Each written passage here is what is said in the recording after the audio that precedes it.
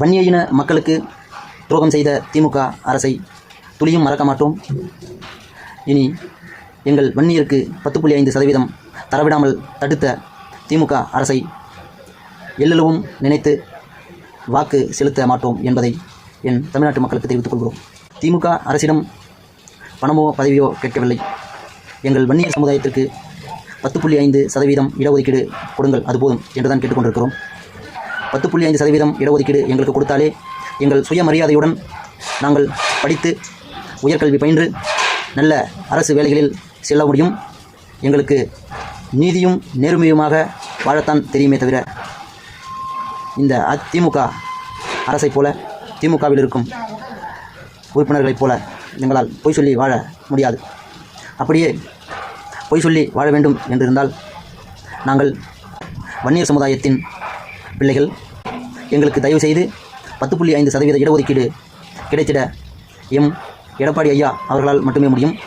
மற்றும் பாமக அன்புமணி ராமதாஸ் ஐயா அவர்களின் தூண்டுதலின் பேரில் நம் எடப்பாடி ஐயா அந்த 10.5% நமக்கு தரக்கூடிய சூழ்நிலை உருவாகும்.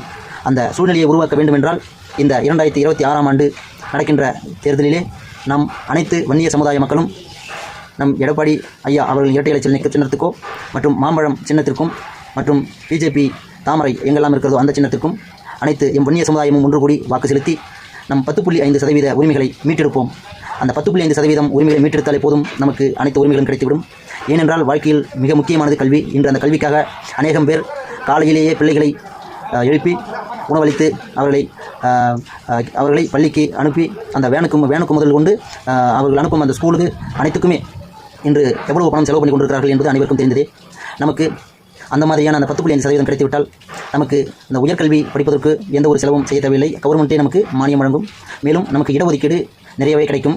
இது நிறைய என் அன்பார்ந்த வன்னிய சமுதாய மக்களே, நீங்கள் இதை கூகுள் நீங்கள் சர்ச் செய்து பார்க்கலாம். சர்ச் செய்து பார்த்துவிட்டு பின்பு நீங்கள் நான் சொல்வது சரியா அல்லது தவறா என்பதை நீங்கள் நன்கு தெரிந்து கொண்டு என் அன்புமணி ராமதாஸ் ஐயா அவர்களுக்கும் எடப்பாடி ஐயா அவர்களுக்கும் பெருவாரியான ஓட்டுகளை அளித்து தமிழ்நாட்டிலே வெற்றி பெற செய்யுமாறு கேட்டுக்கொள்கிறோம். என் தமிழ்நாட்டு சொந்தங்களே, எம் எடப்பாடி ஐயா இன்று வெற்றி பெற்று வந்தால் அனைத்து வகையான சலுகைகளை செய்கிறேன். பேருந்திலே பெண்களும் ஆண்களும் இருபாலருமே இலவசமாக பயணிக்கலாம் என்று ஒரு திட்டம் அறிவித்திருக்கிறார். மேலும் வெற்றி பெற்ற பின்பு அனைவரது குடும்பத்திற்கும் 10,000 பரிசு தொகை வழங்குவதாக அறிவித்திருக்கிறார். மேலும் வெற்றி பெற்ற பிறகு ஒவ்வொரு குடும்பத்திற்கும் வருடத்திற்கு 3 சிலிண்டர்கள் இலவசமாக தருவதாக அறிவித்திருக்கிறார். மேலும் நம் ரேஷன் கடைகளிலே நமக்கு கொடுக்கப்படக்கூடிய அந்த அரிசியாகட்டும், அந்த தோரம்பயிறு, இந்த மாதிரியான சில பொருட்கள் மிகவும் தரம் தாழ்ந்து தந்து கொண்டிருக்கிறார்கள் என்று ஐயா எடப்பாடி ஐயா சொல்லுகிறார். அந்த தரம் தாழ்ந்த பொருட்களை அனைத்தையும் நீக்கிவிட்டு அதைவிட தரம் உயர்ந்ததாக மற்ற கடைகளிலே ஒரு 900 ரூபாய், 950, 1000 ரூபாய் என்று நாம் 25 கிலோ ஒரு சிப்பம் அரிசி வாங்கி உண்ணுவோம் அல்லவா, அதுபோலவே தரமாக அரிசி வழங்குவோம் என்று அறிவித்திருக்கிறார். ஆகவே விவசாய கடன்களை தள்ளுபடி செய்வதாகவும் அறிவித்திருக்கிறார். அதேபோல் கூட்டுறவு வங்கிகளில் ஊனமுற்றவர்கள், மாற்றுத்திறனாளிகள் அவர்கள் வைத்திருக்கக்கூடிய அந்த நகைகளை, கடனாக வைத்திருக்கக்கூடிய நகைகளை இலவசமாக தள்ளுபடியாக செய்வதாக அறிவித்திருக்கிறார். இன்று ஏராளமாக நம் ஏழை மக்களுக்கு நிறைய அறிவிப்புகளை அறிவித்திருக்கிறார். இது நீங்கள் மட்டும் ஏன் இலவசமாக தருகிறீர்கள், அது மற்றவர்களும் தருகிறார்களே அப்படி என்று நினைப்பீர்கள்.